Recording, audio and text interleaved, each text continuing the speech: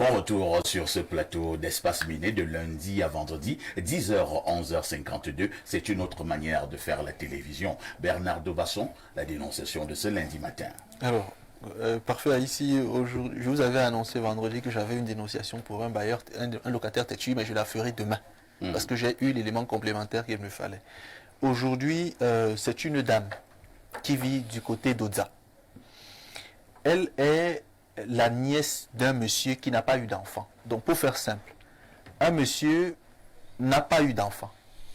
Il n'avait que sa sœur. Il n'était que deux. Et sa sœur a fait une fille. Il n'avait plus de parents. Le monsieur a donc choisi de prendre sa nièce et d'en faire sa fille. Ils ont vécu ensemble. Et puis, le monsieur est décédé en 1995. Avant qu'il ne décède, la fille avait déjà grandi, elle a mené sa petite vie, elle s'est construite, plus ou moins. Elle travaillait à la banque. Après le décès du monsieur, la jeune dame est rentrée dans le domicile dans lequel son oncle vivait. Elle a pris les titres fonciers que son oncle avait fait établir sur ses parcelles, elle a gardé. On est en 1998. En 2021, un monsieur arrive. Il la signe en expulsion et en destruction des locaux, en lui faisant comprendre qu'il est copropriétaire de ce terrain avec le défunt oncle. Et donc, il veut vendre le terrain à un opérateur économique et il a déjà perçu l'argent de l'opérateur économique. La dame lui demande que vous êtes copropriétaire comment? Quand son avocat donc va en justice pour prendre le dossier, il voit un titre foncier qui a été établi par le monsieur qui vient demander à ce qu'elle dégage. Dans ce titre foncier, il est bien inscrit que le monsieur en question est copropriétaire. Sauf que dans ce qu'elle a comme titre foncier que son oncle avait laissé, il n'y a pas de copropriété. Donc, et le monsieur ensuite dit qu'il a obtenu une sortie d'indivision. Bon, c'est un terme juridique. Sortie d'indivision de la copropriété en 1998. Alors que l'oncle est mort en 1995, sans qu'il y ait eu de procédure quelconque engagée dans ce sens-là. Le monsieur donc qui a perçu l'opérateur économique est en train de vouloir expulser la dame de la maison par force. Chaque jour, il lui dessert des mandats d'emmener depuis 2021. Ils sont à 17 procédures engagées depuis 2021. La femme a déjà gagné 13 procédures, mais elle est essoufflée. Ses enfants et elle sont en train d'être menacés tous les jours. Ils entrent dans la maison, ils la bastonnent matin, midi, soir. Elle ne peut rien faire puisqu'elle n'a pas d'homme à côté d'elle. Vous voyez. Donc, c'est vraiment compliqué, elle en souffre. Maintenant, je vous donne les noms.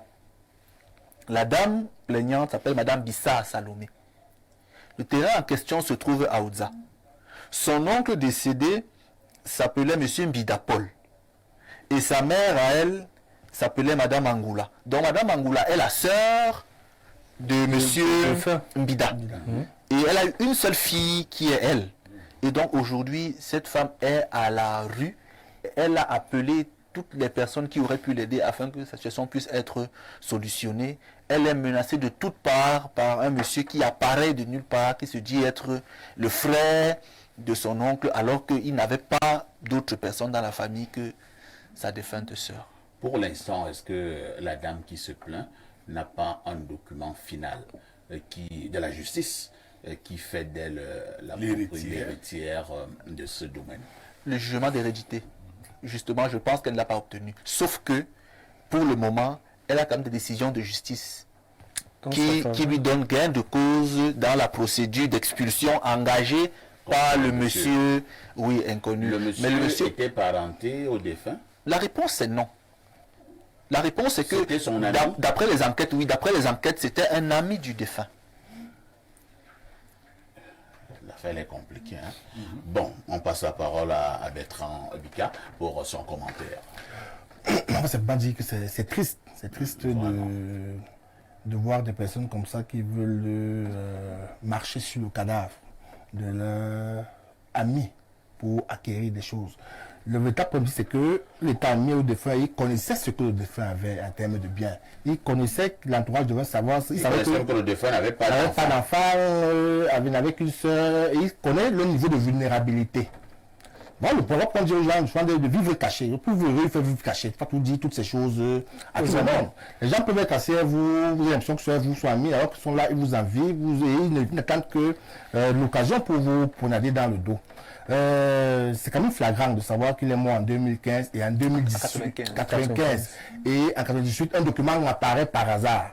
Et malgré tout ça, la justice camerounaise donne 13 fois raison à la dame, mais elle continue quand même à être menacée tous les jours aux yeux sur de la justice camerounaise de politique. C'est ça qui pose un véritable problème. Quand vous dites à l'heure que l'élection camerounaise aujourd'hui, on perd foi.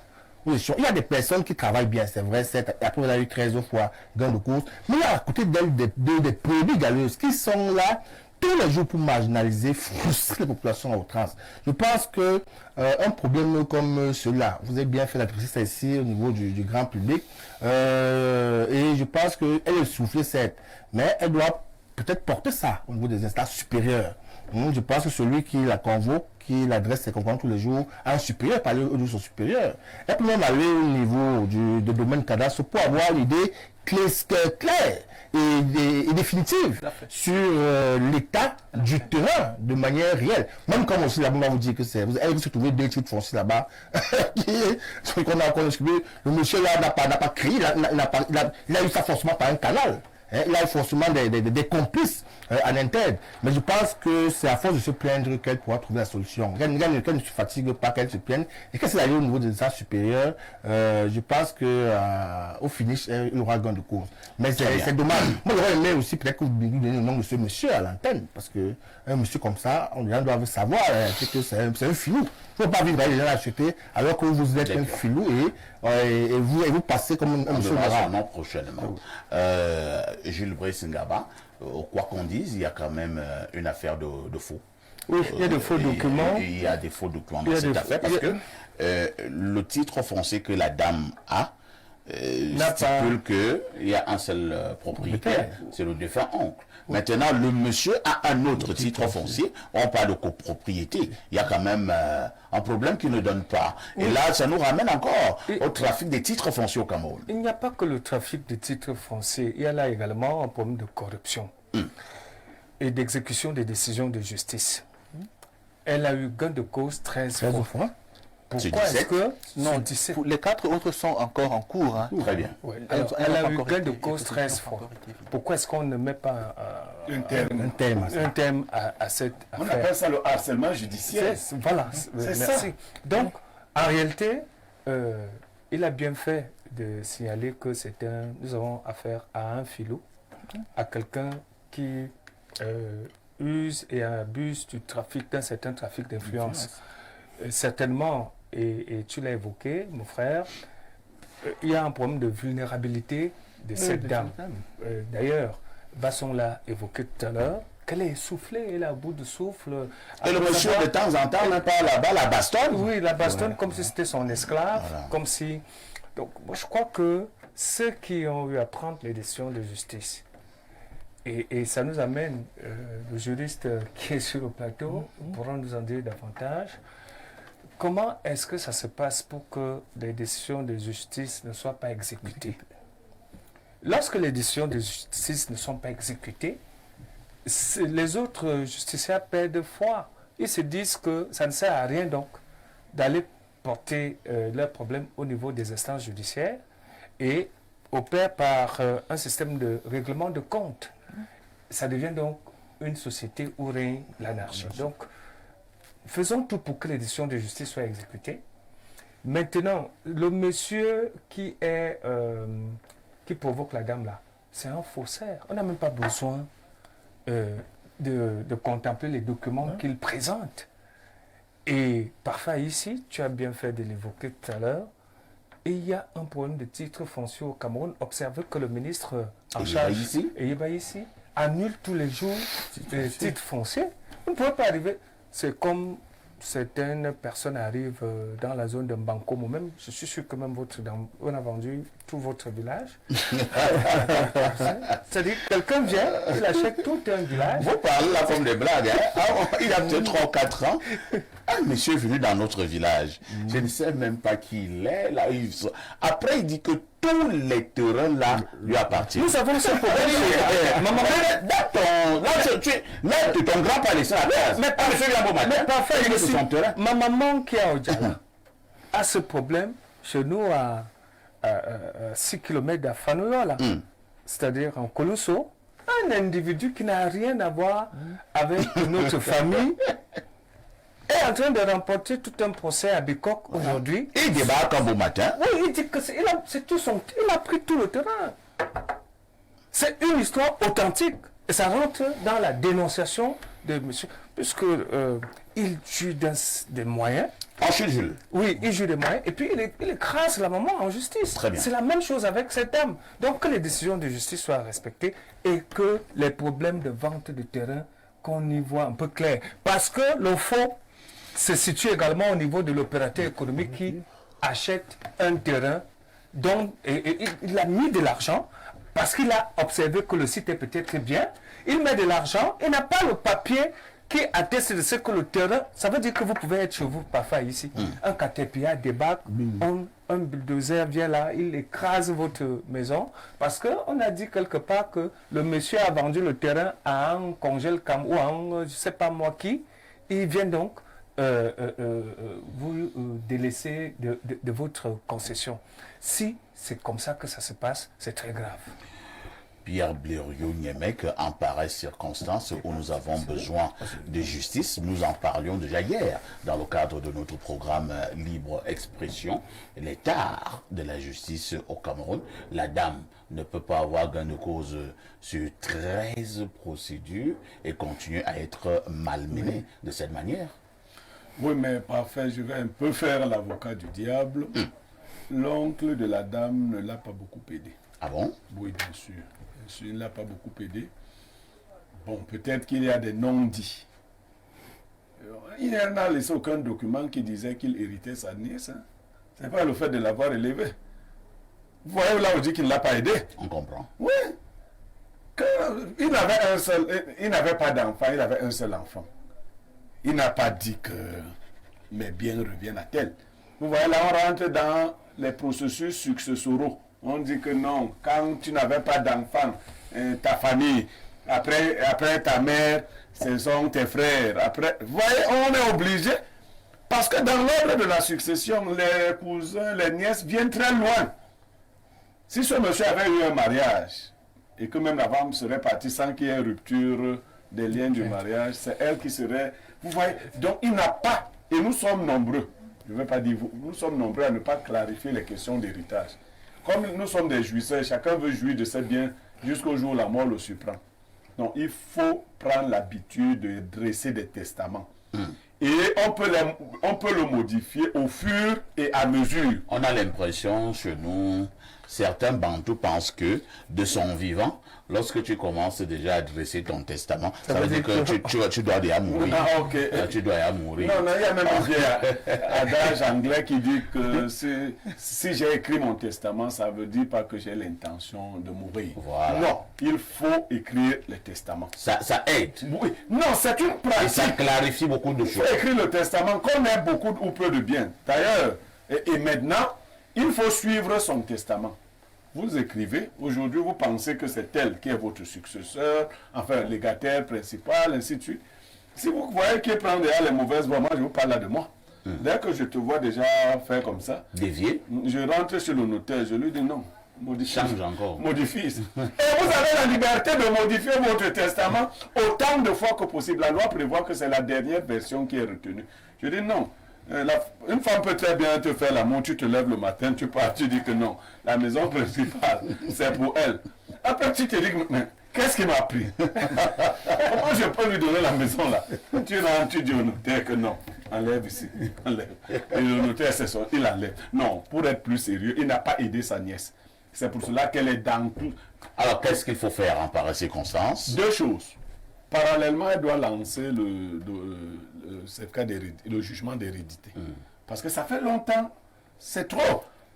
Les gens aussi ne sont pas conseillés. Le jugement d'hérédité dans leur cas n'aurait pas été très difficile. Il n'y a pas beaucoup de membres de famille. Le jugement d'hérédité, c'est que vous apportez la preuve que vous avez des liens directs avec celui qui est mort et que c'est ça votre famille. Donc maintenant, le juge regarde comment l'hérédité se suit. Est-ce que ce monsieur avait les enfants? Non. Est-ce qu'il avait une femme? Non. Dans l'ordre de la succession, ses parents, les ascendants, est-ce qu'ils sont encore là? Si c'est eux, si c'est pas... Donc, on en arrive à vous. On dit donc que oui, le bien de quelqu'un ne se perd pas comme ça. Voici sa famille. Elle aurait eu ce document. Deuxième chose, attaquer l'autre. Il ne faut pas seulement subir les procès. Parce que quand vous subissez les procès, chez le juge, celui qui se plaint, c'est comme s'il avait un peu raison. Et vous voyez, gagner 13 fois, c'est vraiment que c'est vous qui avez raison. Il faut attaquer le titre foncier de ce monsieur. Qui est forcément... C'est trop tard. Qui a des problèmes. Ce titre foncier a forcément des problèmes parce que, pour le peu que je sais des titres fonciers, je ne suis pas juriste, mais comme j'en ai quelques-uns, c'est que s'il il ne pouvait pas avoir un titre foncier en copropriété. Lui pouvait racheter le terrain de ce monsieur. Voilà donc, voilà, ou faire une mutation totale ou partielle. Il ne pouvait pas avoir ce genre de choses. Donc, le titre foncier de ce monsieur a des problèmes. Il faut attaquer le titre foncier. Il faut faire le jugement d'hérédité. Une fois qu'elle aura ces deux éléments, on sera fondé à l'aider. Même si le monsieur là vient souvent, on peut donc dire que maintenant on va voir un tel qui va lui dire que est-ce que tu vois tel document? Ces documents ne t'autorisent plus à venir là. Bernardo Basson, quel est votre regard sur cette dénonciation? Mon regard est simple, ce n'est pas une affaire juridique, c'est une affaire financière. Parce que sur le plan purement juridique, le fait que cette fille soit ayant droit de ce papa est quasi automatique. Monsieur Yemek tout à l'heure a essayé de vous déballer la situation. Qu'est-ce qui se passe quand vous êtes défunt des Kouyous? Les ayants droit naturels, ce sont vos enfants, vos descendants. Vous n'en avez pas. On regarde vos ascendants. Vous n'en avez pas. On regarde vos collatéraux. Donc ici, sa sœur devait être naturellement ayant droit. Une fois qu'elle n'est plus ayant droit, donc, parce qu'elle est décédée, il y a sa fille. Sa fille donc ouvre un jugement d'hérédité sur ce qui revenait à sa mère qui était au départ pour son oncle. Et donc elle devient ayant droit automatiquement. C'est une procédure qui n'est pas du tout complexe. Mais je pense quand même que soit elle a entrepris de le faire, voilà. Ça c'est une chose. La deuxième chose c'est que il y a certains opérateurs économiques qui, conscients de ce que nos législations parfois sont maladroites ou ne sont pas bien appliquées, surfent dans ces entailles-là, ils plongent pour commettre des pires atrocités. Aujourd'hui, par exemple, au Cameroun, il y a une faiblesse dans notre loi foncière. C'est que s'il y a deux titres fonciers, on va les annuler. Vous voyez, on ne va pas chercher qui était là avant. On va annuler, demander qu'il y ait un redémarrage de procédure. Donc, l'opérateur économique le sait. Que s'il réussit à faire annuler le premier titre, s'il réussit à produire un autre, il pourra faire annuler les deux. Et comme il a beaucoup de moyens, il va donc acheter des personnes qui vont finalement lui faire obtenir ce document-là. Donc c'est une affaire ici qui est humaine, elle n'est pas profondément juridique ou judiciaire. Donc ce qu'il y a à faire pour la dame, si un mec a commencé à dire, et elle a commencé à le faire, elle a attaqué le titre foncier du monsieur puisqu'il est porteur de nombreuses irrégularités, ça c'est une chose. La deuxième chose c'est que elle vit à Oudza depuis des années, il y a des enfants là au quartier avec qui elle a de bons rapports. Ce monsieur est même allé parfois corrompre ses enfants pour avoir des témoignages disant que non, il venait souvent là, on le voyait souvent là et tout. Alors qu'il sait très bien c'est parce qu'il a pris beaucoup d'argent de l'opérateur économique qui veut construire quelque chose de grand sur le site. Donc cette femme, elle a essayé d'écrire à l'Assemblée nationale, elle a essayé d'écrire à d'autres personnalités pour essayer d'avoir une protection. Pour l'instant, ce qu'elle doit penser à faire, c'est se défendre violemment. Ça veut dire, elle essaie de constituer quelque chose autour d'elle. Et si ces gens arrivent... Oui, si ces gens... Parce que ce n'est plus au niveau de la justice. Ça, c'est le Texas. Ce n'est plus au niveau... C'est au niveau de l'argent. Elle peut perdre sa vie. Ce que Basson dit est pertinent. Elle peut perdre sa vie. Et rassurez-vous, on ne va pas prendre un policier ou un gendarme pour garder sa maison. Il faille qu'elle s'auto-protège. Très bien. Nous allons lire rapidement quelques messages. Bonjour, Perfecto, s'il vous plaît. Après la mort de son mari, la femme a-t-elle eu des relations sexuelles avec ce monsieur? C'est parti de là que ce monsieur a été vigilant pour changer le document. C'est Alexandre Dessos. C'est parce qu'Alexandre veut insinuer. Hein? Non. Il soupçonne peut-être une relation entre Quelle femme, la jeune fille? la dame Avec et le monsieur le là. monsieur qui est arrivé parce que Et quand tu as les rapports sexuels, ça touche le titre foncier. Lui, il estime que comme ils ont des rapports, pour aller. Ça, c'est trop compliqué. Alors, C'est trop autre compliqué. message, c'est le 216, hein? Je pense que ça doit être la Tunisie. Bonjour Perfecto et à ton beau plateau et très belle émission. Je voudrais savoir quand a lieu la rediffusion de l'émission Face à Face d'hier. La première rediffusion, c'est cet après-midi à partir de 15h. La deuxième, ce sera ce soir à partir de 21h. Et continue en disant, et à Bernardo, pourquoi ne répond-il